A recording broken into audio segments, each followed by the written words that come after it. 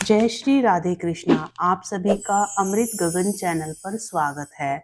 मित्रों, आज मार्गशीर्ष मास पंचमी तिथि 20 नवंबर 2024 और आज बुधवार का दिन है।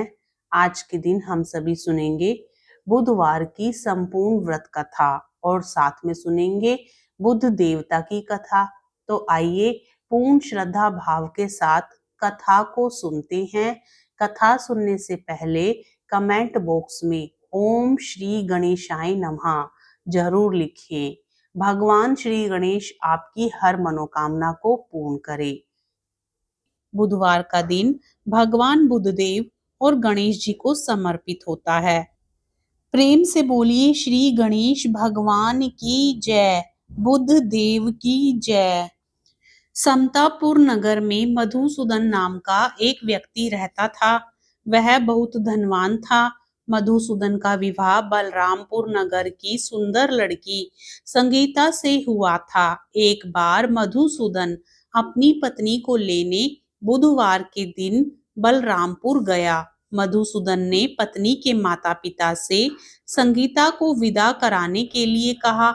माता पिता बोले, बेटा आज बुधवार है, बुधवार को किसी भी शुभ कार्य के लिए यात्रा नहीं करते। लेकिन मधुसूदन नहीं माना। उसने ऐसी शुभ अशुभ की बातों को ना मानने की बात कही। दोनों ने बैलगाड़ी से यात्रा प्रारंभ की। 2 कोस की यात्रा के बाद उसकी गाड़ी का एक पहिया टूट गया। वहां से दोनों ने पैदल ही यात्रा शुरू की। रास्ते में संगीता को प्यास लगी। मधुसूदन उसे एक पेड़ के नीचे बैठाकर जल लेने चला गया। थोड़ी देर बाद मधुसूदन कहीं से जल लेकर वापस आया तो वह बुरी तरह हैरान हो उठा, क्योंकि उसकी पत्नी के पास उसकी ही शक्ल सूरत का एक दूसरा व्यक्ति बैठा था। संगीता भी मधुसूदन को देखकर हैरान रह गई। वह दोनों में कोई अंतर नहीं कर पाई। मधुसूदन ने उस व्यक्ति से पूछा, तुम कौन हो और मेरी पत्नी के पास क्यों बैठे हो? मधुसूदन की बात सुनकर उस व्यक्ति ने कहा, अरे भाई, यह मेरी पत्नी है। इसका नाम संगीता है। मैं अपनी पत्नी को ससुराल से विदा कराकर लाया हूँ। लेकिन तुम कौन हो जो मुझसे ऐसा प्रश्न कर रहे हो? मधुसूदन ने कहा, तुम जरूर कोई चोर या ठग हो। यह मेरी पत्नी संगीता है। मैं इसे पेड़ के नीचे बैठाकर जल लेने गया था। इस पर उस व्यक्ति ने कहा, अरे भाई, झूठ तो तुम बोल रहे हो। संगीता को प्यास लगने पर जल लेने तो मैं गया था। मैंने तो जल लाकर अपनी पत्नी को पिला भी दिया। अब तुम चुपचाप यहाँ से चलते बनो, नहीं तो किसी सिपाही को बुलाकर तुम्हें पकड़वा दूंगा। दोनों एक दूसरे से लड़ने लगे। उन्हें लड़ते देख बहुत से लोग वहां एकत्रित हो गए। नगर के कुछ सिपाही भी वहां आ गए। सिपाही उन दोनों को पकड़कर राजा के पास ले गए। सारी कहानी सुनकर राजा भी कोई निर्णय नहीं कर पाया। संगीता भी उन दोनों में से अपने वास्तविक पति को नहीं पहचान पा रही थी। राजा ने दोनों को कारागार में डाल देने के लिए कहा। राजा के फैसले पर असली मधुसूदन भयभीत हो उठा। तभी आकाशवाणी हुई, मधुसूदन, तूने संगीता के माता पिता की बात नहीं मानी और बुधवार के दिन अपनी ससुराल से प्रस्थान किया।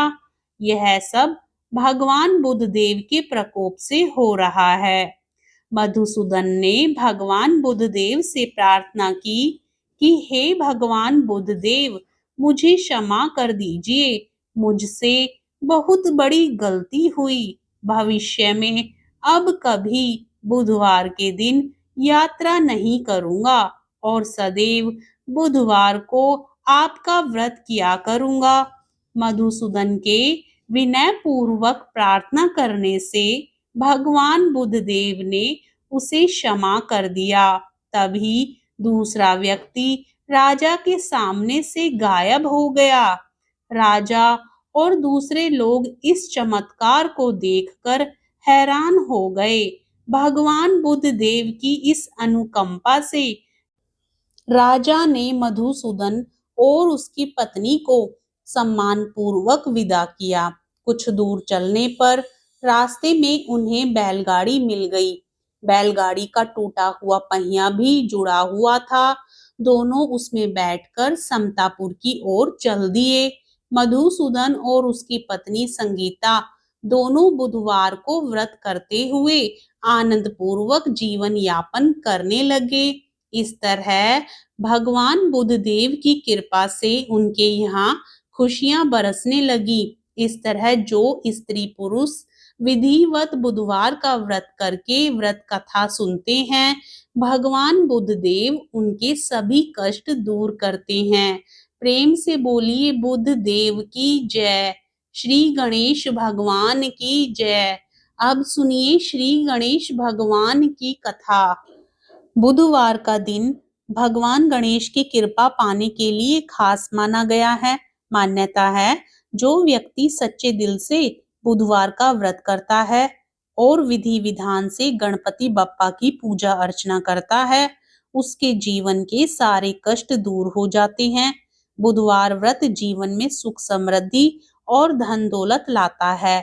ये व्रत धन प्राप्ति के रास्ते खोलता है और सारे बिगड़े काम बनाता है। बुधवार व्रत में गणपति बाप्पा की पूजा करने के बाद इस व्रत कथा को जरूर श्रवण करना चाहिए। गणेश जी की कहानी सुनने से व्रत का पूर्ण फल प्राप्त होता है। तो आइए श्रवण करते हैं। पौराणिक कथा के अनुसार एक बुढ़िया माई रोज मिट्टी के गणेश जी की पूजा करती थी, लेकिन वो रोज गणेश की प्रतिमा बनाए और वो रोज ही गल जाए।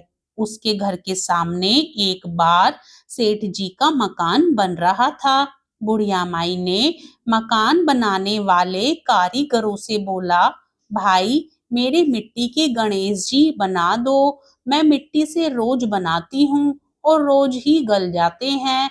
आप मुझे पूजा के लिए पत्थर से एक गणेश जी बनाकर दे दो तो आपकी बहुत कृपा होगी। मकान बनाने वाला कारीगर बोला, माई जितनी देर में हम तुम्हारे लिए गणेश जी बनाएंगे उतनी देर में हम दीवार पूरी कर देंगे।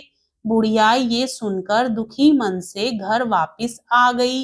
दीवार पूरी करते करते कारीगर को शाम हो गई, लेकिन दीवार पूरी ना हो सकी। कारीगर जितनी बार दीवार बनाए उतनी बार वो टेढ़ी हो जाए। जितनी बार दीवार बनाए वो बार बार टेढ़ी हो जाती थी। शाम को सेठ जी आए तो उन्होंने कहा, आज कुछ काम नहीं किया। तब मकान बनाने वाला एक कारीगर सेठ जी के पास गया और उसने बुढ़िया वाली बात बताई। तब सेठ जी ने बुढ़िया माई के घर पर गए और उनसे कहा कि माई तुम हमारी दीवार सीधी कर दो, हम तुम्हें एक सोने के गणेश जी बनवा कर दे देंगे। गणेश जी ने ये सुनते ही सेठ जी की दीवार सीधी कर दी। सेठ जी ने बुढ़िया को सोने के गणेश जी बनवा कर दिए। हे विनायक जी महाराज, जैसे आपने सेठ जी की दीवार सीधी करी वैसे ही हमारे भी सभी कार्य सीधे करना। कहानी सुनने वाले और कहानी कहने वाले सभी पर अपनी कृपा बनाए रखना। प्रेम से बोलिए गणेश भगवान की जय, बुद्ध देव की जय।